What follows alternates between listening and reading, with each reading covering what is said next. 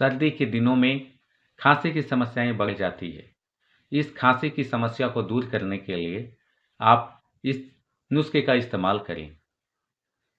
आप गर्म पेय पदार्थों का सेवन करें।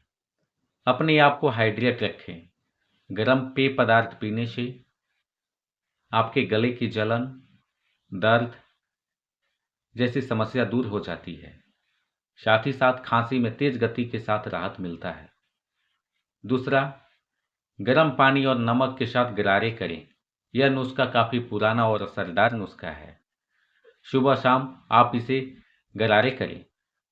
तीसरा, अदरक और काली मिर्च का चाय के रूप में आप इस्तेमाल करें। सुबह शाम जब तक खांसी खत्म ना हो जाए तब तक आप अदरक और काली मिर्च वाली चाय को सुबह शाम 1 कप पिएं।